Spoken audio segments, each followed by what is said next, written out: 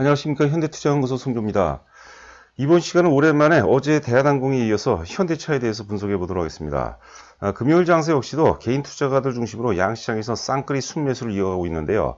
대단히 양호한 장세입니다. 흔히들 이제 시장의 흐름이 양호하다, 시장의 내면적인 질이 좋다라는 그런 표현을 쓰고 있는데, 여하튼간에 상대적으로 현대차 같은 경우는 한 2% 가까이 조정을 보이면서 보유하고 계신 분들은 상당히 아쉬운 상황이 아닌가 생각됩니다.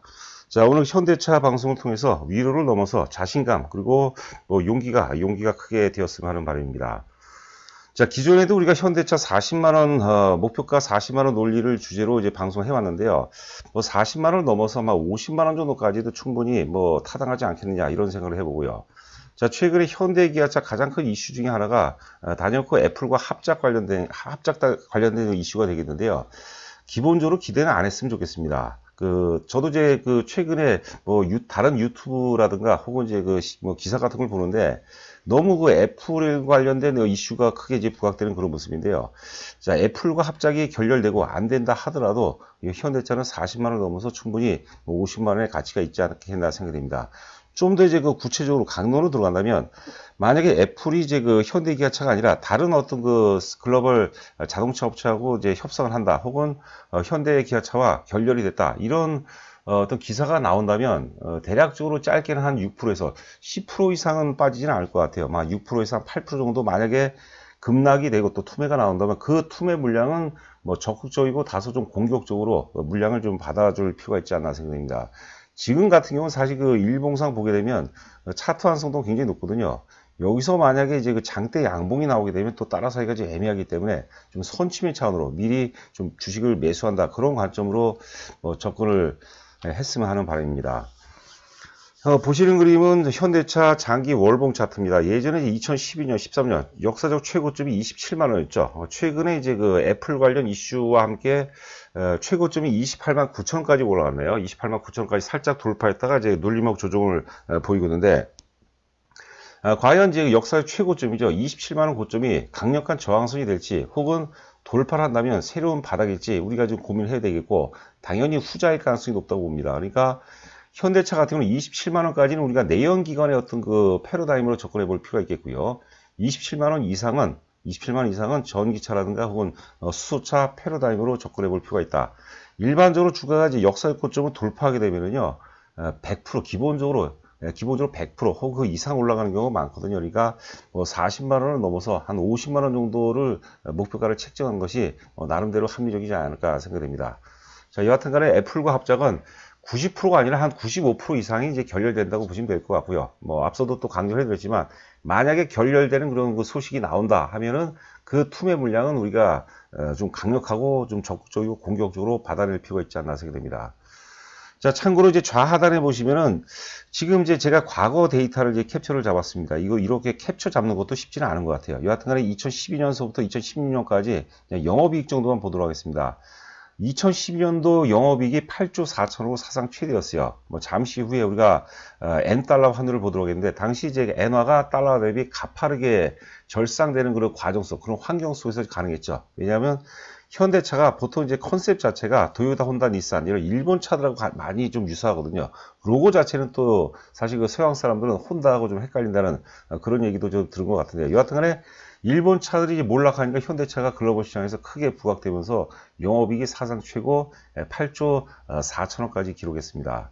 올해 예상 영업이익이 대략 한 6조 5천억 정도 예상하고 있거든요. 그런데 이제 삼성전자 같은 경우도 2018년도 최대 영업이익이 58조였어요. 58조인데 2020년도죠. 2020년 예상 영업이익이 대략적으로 한 35조죠. 35조에도 불구하고 역사의 고점을 강하게 돌파하는 그런 모습이죠.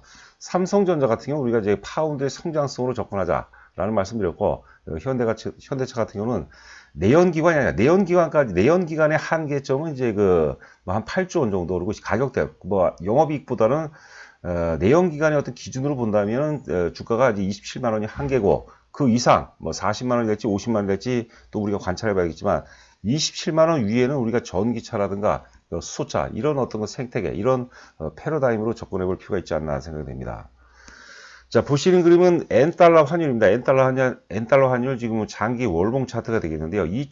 대략적으로 2006년이죠. 2006년. 특히 이제 2007년도 서브프라임 악재가 터졌는데 그 재밌는 것은 뭐냐면 서브프라임 악재가 터지면 대체적으로 이제 그 달러바를 제외하고는 이제 뭡니까 그 자국의 통화 가치가 이제 절하되기 마련이죠. 급락하기 마련인데 엔화 역시도 사실 기축 통화 중에 이제 하나라고 보겠고 뭐 글로벌 기준으로 본다면 또 안전자산 중에 이제 하나라고 보는데 여하튼간에 안전자산이라고 인식이 되면서 일본도 굉장히 힘들었죠. 그런데도 불구하고 워낙 엔화가 가파르게 지금 그 절상이 되는 그런 모습이었어요. 그 엔화가 절상되는 그런 가운데 현대차가 이제 크게 급부상을 하면서 주가가 또 27만 원까지 올라갔고 뭐 영업이익이 8조 4천원까지 찍은 그런 모습이죠. 여하튼 간에 일본 경제와 우리 경제는 겹치는 부분이 굉장히 많습니다. 그래서 엔화라든가 혹은 엔화라든가 원화에 굉장히 민감하게 작동하는 것 같은데요. 하여튼 그러한 엔화의 절대적인 어떤 그 평가 절상이라는 환경 속에서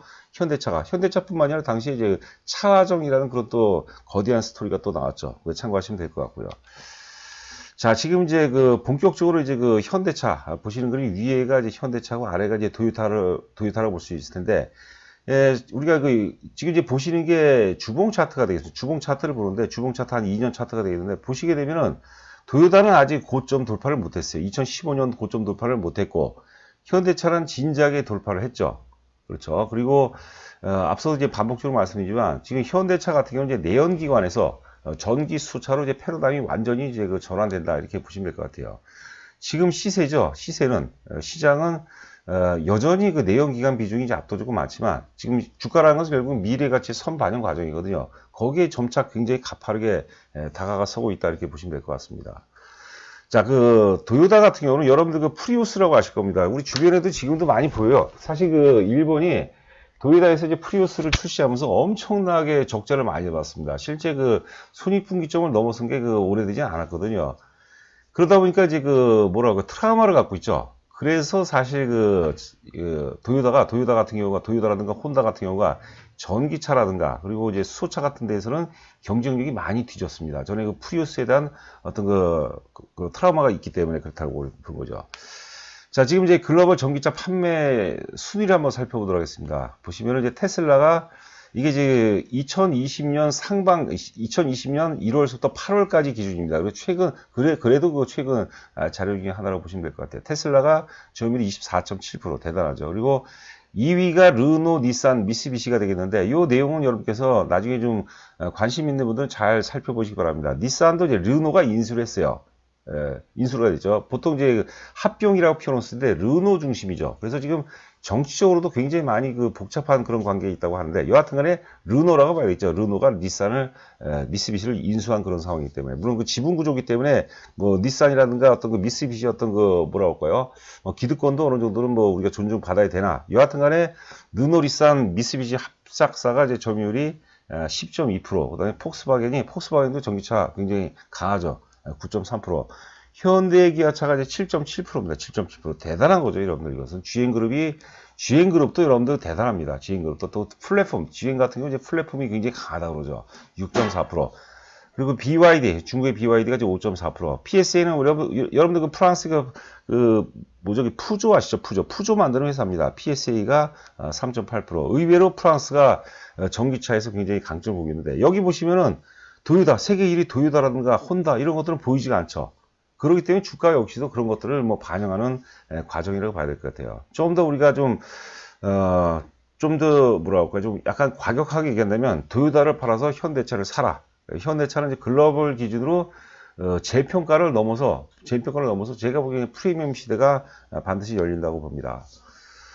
자, 요거는 이제 그 1월 13일자 하나투자증권 이제 보고서인데요. 간략하게 보도록 하겠습니다. 그 제목이 좀 마음에 듭니다. 진화의 시작이라고 부른 거죠. 항상 명심해야 될 게, 이제는 우리가 여전히 여러분 그 제너시스를 비롯한 내연기관이 강점을 보이겠지만, 사실 우리가 내연기관의 어떤 프레임에서 벗어날 줄 알고, 내연기관의 어떤 프레임에서 벗어나서 지금은 전기차라든가 수소차라는 그런 새로운 패러다임으로 우리가 주가를 바라볼 필요가 있다. 만약에 전기차라든가 수소차의 패러다임으로 바라보는 27만 원은 굉장히 쌀 수가 있습니다.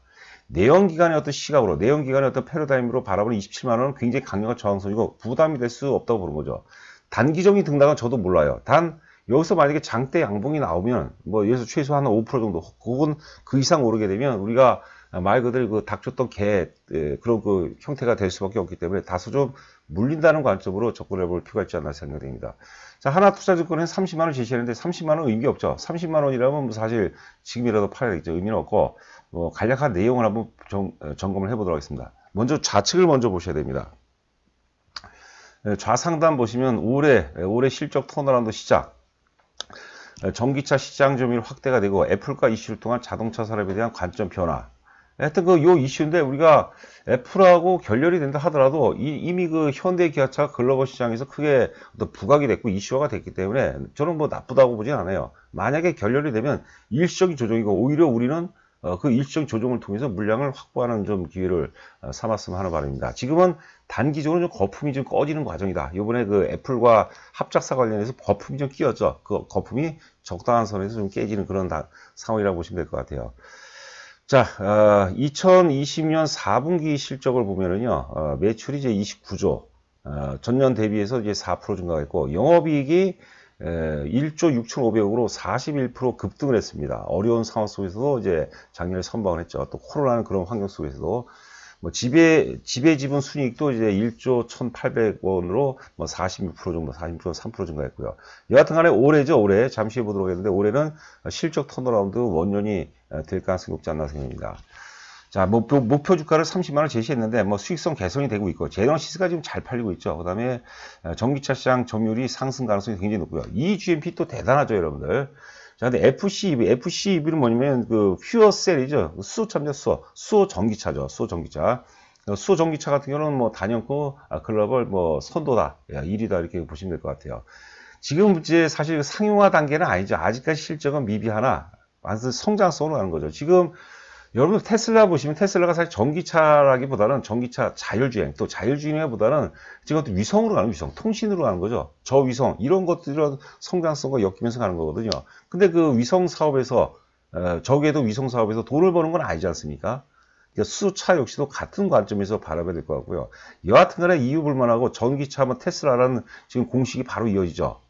그리고 수소차면 현대차다. 이런 공식도 분명히 글로벌 시장 내에서도 크게 부각될 가능성이 높지 않나 생각됩니다. 자, 간략하게 이제 그 연간, 분기별로 나왔는데 시간이 좀 많이 걸릴 것 같고요. 또 의미는 없고, 하여튼 그 연간 실적 추이를 한번 보도록 하죠. 자, 매출액이 지금 2019년도 10조, 2020년이 이제 약간 좀 감소했고, 그 다음에 2021년에 대략 한 10% 정도 증가에 불과했는데, 죄송합니다. 100조입니다. 100조. 죄송합니다. 영업이익이 2019년도에 3조 6천에서 2020년 2조 7천억으로 많이 줄었죠. 근데 올해 예상 영업이 대략적으로 한 6.5조 정도. 그러니까 제가 보고서들 다 보니까 대략적으로 이 정도가 되는 것 같아요. 좀 많이 그 전망을 한 데가 한 7조 원이 넘어가고, 안 되는 데가 이제 5조 후반대 정도가 되거든요. 대략 한 6조, 5조면은 뭐 평탄하지 않나 생각됩니다. 그렇다면 2020년 대비해서 100% 정도가 증가하는 거죠. 영업이익이 100% 증가하면 주가도 한 100% 정도 간다고 보시면 될 것 같아요. 그러니까 우리가 뭐 50만 원에 대한, 목표가 50만 원에 대한 충분한 그 타당성이 있지 않나 생각되고요. 영업이익 보면 영업이익률이 지금 3.4%에서 2.7%에서 5.8% 가파르게 증가하고 있습니다. 이런 것들도 우리가 좀 주목해 볼 필요가 있지 않나 생각됩니다. 자, 일봉 차트를 보게 되면은요. 지금 이제 9월서부터 이제 일봉 차트가 되겠는데요. 그 전에 10만원서부터 일단 그 18만원, 19만원까지 급등을 했죠. 급등한 이후에 충분히 조정을 좀 받아줬어요. 특히 이제 그 11월 달에 저는 이제 제가 지금 화살표로 표시된 지역이죠. 2조 정도 충당금 악재가 나왔어요. 그죠? 그 리콜 등등해서 이제 충당금 악재가 나왔는데, 그런데도 불구하고 주가가 안 빠지고 상승세를 유지해주고 있다. 저는 이게 대단한 가치라고 보거든요. 결국 주가가 역사고점 좀 돌파했죠. 뭐 한 28만원대까지 돌파했는데, 돌파했던 결정적인 근거는 뭐 충당금 악재라는 그 엄청난 악재마저도 잘 매도세력을 잘 어떤 그 물량을 소화해내줬다. 거기에 따른 어떤 그 반동 과정이라고 보시면 될 것 같습니다. 여하튼간에 지금 주가는 이제 애플과의 어떤 그 합작 이슈 관련해서 많이 올랐습니다. 많이 올라서 단기적으로 지금 거품이 깨지고 있는 그런 상황인데요. 차트는 일봉 차트는 좀 이쁘죠. 자, 그리고 보시면 이제 거래가 터지고 급감하고 있는 모습이죠. 이런 모습이 굉장히 좋습니다. 주가가 조정기 때는 거래가 급감하는 게 좋은 거예요. 특히 이제 초보 투자가분들 잘 여러분께서 숙지를 하셔야 됩니다.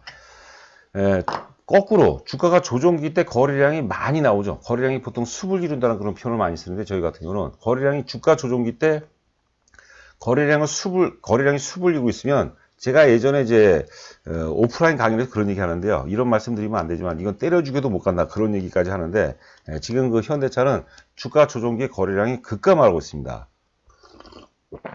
그런 모습은 굉장히 앞으로 향후 주가에 굉장히 고무적 상황이 아닌가 생각됩니다. 오늘이라도 좀 샀으면 좋겠어요. 뭐 선침입 차원으로 좀 샀으면 하는 바람이고요. 만약에 이제 여기서 장대 양봉이 나오게 되면 이제 그 주식 사기가 참 애매한 그런 상황이라고 봐야 될 것 같죠. 자, 저희 그 현대투자 VIP원 모집 관련해서 간략하게 안내 말씀드리겠습니다. 뭐 여러 가지가 있는데요. 그 대체적으로 가입하신 분들 보면은 이제 그 아무래도 초보분들이 많고 또 뭐 전직 뭐 증권사 출신도 많고 굉장히 다양한데요. 종목이 많은 경우가 있습니다. 종목이 뭐 10종목 정도까지도 양호한데 뭐 20종목, 많게는 뭐 100종목 이상 갖고 있는데 그런 분들은 여러분께서 종목을 어떤 식으로든지 줄여야 돼요. 최소한 어떤 그 5종목 이내로 줄여야 되는데 그 역할을 제가 충실히 또 해낼 것이고요. 자, 여하튼 간에 이제 그 주도주 논리에 근거해서 포트폴리오를 5종목, 원래는 3종목이 좋은데 초보들 입장에서 3종목은 좀 리스크가 좀 있고요. 한 5종목 이내가 5종목 정도가 이제 적당하지 않나 생각됩니다.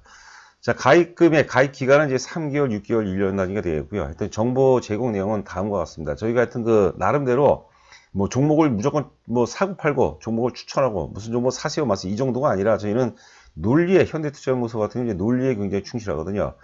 그 아래 그 제 전화번호인데 입금하시고 저한테 이제 그 문자로 주시면은 제가 좀 물론 이제 먼저 인사 말씀드려야지 도리고요. 그 다음에 이제 저희 정보에 대해서 제가 상세하게 말씀드리고요. 현 시점 기준으로 물론 그것도 이제 문자로 다 보내드리는데 좀 생소하다 보니까 초기니까 생소하다 보니까 현 시점 기준으로 최고의 포트폴리오가 무엇일지 제가 뭐 나름대로 설명을 잘 드리도록 하겠습니다. 자, 한 주간 고생 많으셨고 저는 또 다음 주에 여러분들 찾아뵙도록 하겠습니다. 감사합니다.